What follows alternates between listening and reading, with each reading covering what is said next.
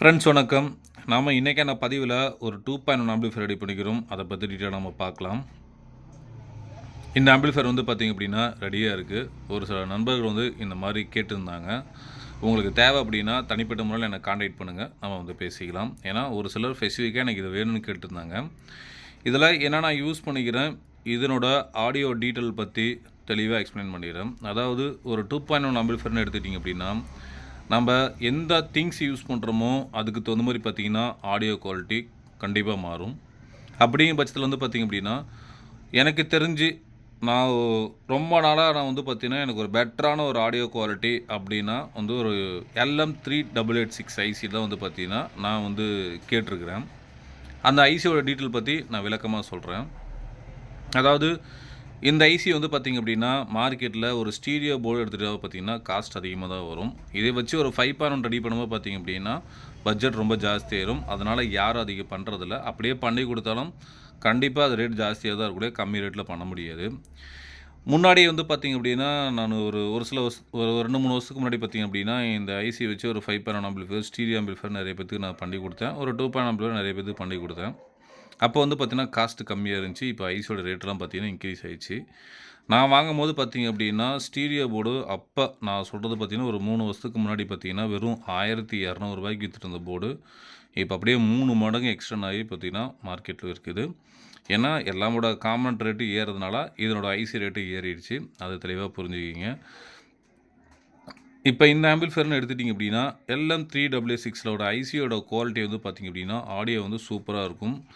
அடுத்தது பார்த்தீங்க அப்படின்னா, சப்வூஃபருக்கு பார்த்தீங்கன்னா, ஒரு 4 டிரான்சிஸ்டர் மோனோ யூஸ் பண்ணிக்கிறேன். அதாவது டிரான்சிஸ்டர் பேஸ்டுக்கும், ஒரு ஐசி டைப்புக்கும் நெறைய டிஃப்ரெண்ட் இருக்கு. அத வந்து எப்படி டிஃப்ரெண்ட்டு நம்ம கண்டுபிடிக்கணும் அப்படின்னா, இப்ப நீங்க ஒரு எஸ்டிகே ஐசி நீங்க சூஸ் பண்றீங்க அப்படின்னா, ஒரு எக்ஸாம்பிள் இப்போ உங்கள்ட்ட நான் காட்டுறேன் பாருங்க.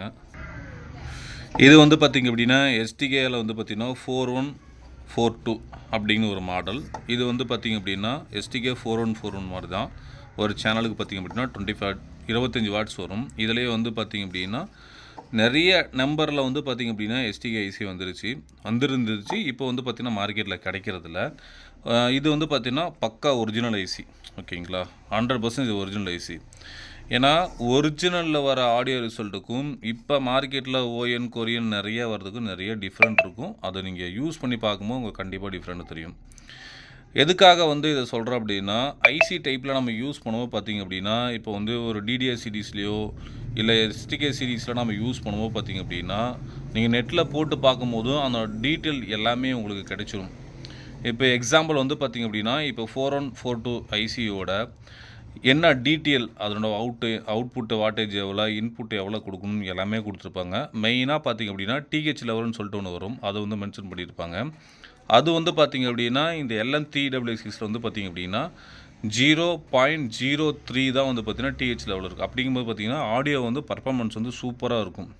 இது வந்து ஐசி டைப்ல தான் பார்த்தீங்க அப்படின்னா, நம்ம அதிகமா பார்க்க முடியவில்ல. டிரான்சிஸ்டர் டைப்ல பொறுத்தவரைக்கும் பார்த்தீங்க அப்படின்னா, நம்ப டெக்னீஷியன் ஒவ்வொருத்தருக்கு தகுந்த மாரி போர்டு ரெடி பண்ணுறதுக்கு தகுந்த மாரி பார்த்தீங்க அப்படின்னா, எல்லாமே சேஞ்சஸ் ஆகும். ஆனா, இந்த மாரி ஐசி டைப் எஸ்டிகே ஐசியோ 2030, 2050, 7265, 7294 அப்புறம் இந்த LM366 இந்த மாரி ஐசி டைப்ல நீங்க எடுத்துட்டீங்கன்னா, உங்களுக்கு வந்து மேக்ஸிமம் நெட்ல இருக்க சர்க்யூட் தான் எல்லாருமே யூஸ் பண்ணிட்டுருப்பாங்க. அதில ஒரு சின்ன சின்ன சேஞ்சஸ் அவங்களுக்கு ஏதாவது ஒரு ஆல்டர்னேட் பண்ணுமோ, அது மாரி ஆல்டர்னேட் பண்ணி குடுப்பாங்க.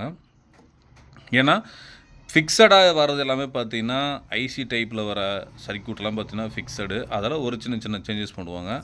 இதுவே டிரான்சிஸ்டர் பேஸ்டுன்னு எடுத்துட்டீங்க அப்படின்னா, அதுவும் பார்த்தீங்க அப்படின்னா, மார்க்கெட்ல எல்லாமே பார்த்தீங்க அப்படின்னா, ஒவ்வொருத்தரும் ஒரு மெத்தட்ல போடுவாங்க. அப்படிங்கும்போது பார்த்தீங்க அப்படின்னா, ஸ்டாண்டர்டா ஒரே சர்க்யூட்ல இருக்காது. ஆனா, இந்த ஐசி டைப்லாம் எடுத்துட்டீங்க அப்படின்னா, ஸ்டாண்டர்டா ஒரே டைப் தான் இருக்கும்.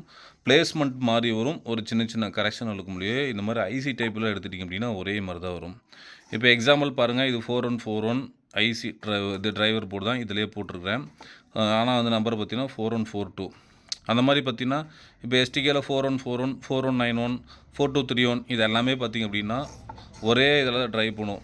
ஒரே ஐசி அதாவது இந்த பிசிபிலேருந்து ஒரு இது டிரைவ் ஆகும். அதோட சர்க்யூட் எல்லாமே பார்த்தீங்கன்னா, ஒரே மாரி தான் இருக்கும். அதாவது கீழ வரதுல.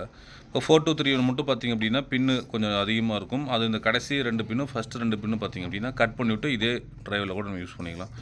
இந்த மாதிரி தான் வந்து பார்த்திங்க அப்படின்னா மார்க்கெட்டில் எல்லாமே இருக்கும். அதாவது நம்மளோட ஐடியாவுக்கு தகுந்த மாதிரி எல்லாமே சேஞ்சஸ் பண்ணிக்கலாம். எதுக்காக சொல்கிறேன்னா, டிரான்சிஸ்டர் டைப்பில் எடுத்துட்டிங்க அப்படின்னா யூஸ் பண்ணுற டிரைவர்ஸ்க்கு தகுந்த மாதிரி எல்லாமே ஆடியோ அவுட்புட்டு மாறிடும். ஐசி டைப் போகும்போது பார்த்திங்க அப்படின்னா அது வேறு டைப் இருக்கும். ஐசின்னு போனீங்க அப்படின்னா அது நீங்கள் எல்லாமே ஒரிஜினலாக யூஸ் பண்ணிங்க அப்படின்னா கண்டிப்பாக ஆடியோ ரிசல்ட்டு சூப்பராக இருக்கும். ஏன்னா பெட்டரான ஒரு ஆடியோ ரிசல்ட்டு நிறைய பேர் தொலைவிட்டுருக்காங்க. இதெல்லாம் நீங்கள் தெரிஞ்சுக்கணும். புதுசாக பார்க்குறீங்கனாலும் ஒரு ஐசியோட டீட்டெயில் உங்களுக்கு வேணும் அப்படின்னா நீங்கள் அதை நெட்டில் போட்டு அதோட டேட்டா ஷீட்டுன்னு போட்டிங்க அப்படின்னா மொத்த ஹிஸ்ட்ரியும் பார்த்திங்க அப்படின்னா அது காட்டிடும். இப்போ வந்து 4 ஓம்ஸ்க்கு எத்தனை வாட்டேஜ் வரும், 8 ஓம்ஸ்க்கு எத்தனை வாட்டேஜ் வரும், அதில் என்ன அவுட்புட் இருக்குது, டிஹெச் லெவல்லாம் என்ன அப்படின்னு எல்லாமே நீங்கள் தெரிஞ்சுக்கணும். நம்ம வந்து பேசிக் என்னான்னு தெரிஞ்சுக்கிட்டு நம்ம வேலை செஞ்சோம் அப்படின்னா கண்டிப்பாக அந்த இடத்துல நம்ம ஜெயிக்க முடியும். ஏன்னா இது நிறைய பேருக்கு தெரியறதில்ல. ஒரு ஐசினா எப்படி ஃபங்க்ஷன் ஆகுது, ஒரு டிரான்சிஸ்டர்னால் எப்படி ஃபங்க்ஷன் ஆகுது, அந்த டிரான்சிஸ்டருக்கு டிரைவர் செக்ஷன்லாம் என்னென்ன யூஸ் பண்ணிக்கிறாங்க, அந்த டிரைவர் செக்ஷனில் யூஸ் பண்ணுற பிடி 139 140 அப்புறம் நிறைய யூஸ் பண்ணுவாங்க. அதெல்லாம் வந்து எப்படி போடுறாங்க, இது எல்லாமே தெரிஞ்சுக்கிட்டு நம்ம வேலை செய்யணும். ஏன்னா எதுக்காக இந்த விஷயத்தை நான் சொல்கிறேன் அப்படின்னா எல்லாத்தையும் உங்களுக்கு சொல்ல முடியாது. இந்த மாதிரி விஷயம்லாம் இருக்குது அப்படின்னு அவங்ககிட்ட சொல்லிட்டு அப்படின்னா அதை நீங்கள் ஃபாலோ பண்ணி நீங்கள் வந்து அதை ட்ரேஸ் அவுட் பண்ணி நீங்கள் கண்டுபிடிங்க. புதுசாக பழகுறவங்களுக்கு இதுதான் நான் சொல்கிற அட்வைஸு. ஏன்னா இப்போ இந்த போர்டை வச்சு ஒரு ரிவ்யூ போடுறது எனக்கு எவ்வளோ நேரம் வரப்போகுது, டைம் எடுத்துக்கும், அவ்வளோதான். ரிவ்யூ போட்டு போயிடலாம். ஆனால் இந்த ஐசியோட டீட்டெயில் மொத்தமும் பார்த்திங்கன்னா கூகுளில் சர்ச் பண்ணிங்கன்னா எல்லாமே கிடைக்கும். அதனால் இந்த மாதிரி வந்து சொல்கிறேன் நான். ஏன்னா வந்து டிரான்சிஸ்டர்னு போனோம்னா அது வேறு மாதிரி வேலை செய்யும்.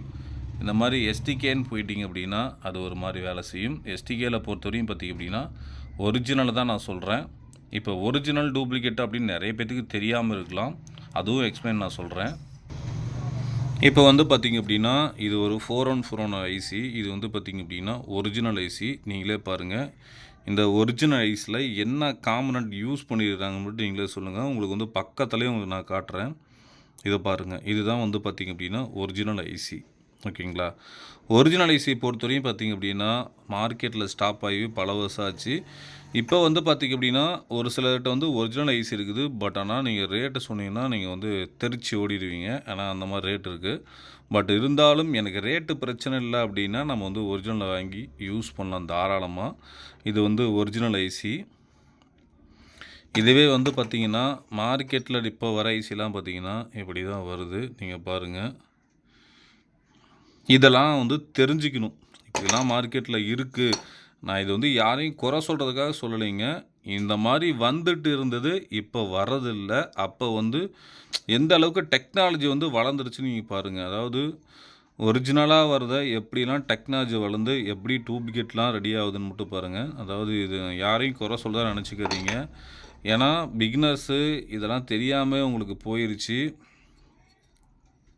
சரிங்களா? அதுக்காக நான் சொல்கிறேன். இது வந்து தெரிஞ்சுக்கிங்க. இதான் வந்து பார்த்திங்க அப்படின்னா ஒரிஜினல். இது வந்து பிசிபியே பாருங்கள் எப்படி பண்ணியிருக்காங்கன்னு. உதயா கம்பெனியோட பிசிபி. இந்த பிசிபி பார்க்கும்போது தெரியுது எந்த அளவுக்கு பழசு அப்படின்னு. ஏன்னா இதெல்லாம் வந்து பார்த்திங்க அப்படின்னா நம்ம தெரிஞ்சுக்கணும். இதுக்கு முன்னாடி மார்க்கெட்டில் எப்படி வந்துட்டு இருந்துச்சு, இப்போலாம் வரலன்னு தெரிஞ்சுக்கணும். அது ஆடியோ நீங்கள் கேட்கும்போது கண்டிப்பாக உங்களுக்கு டிஃப்ரெண்ட் தெரியும்.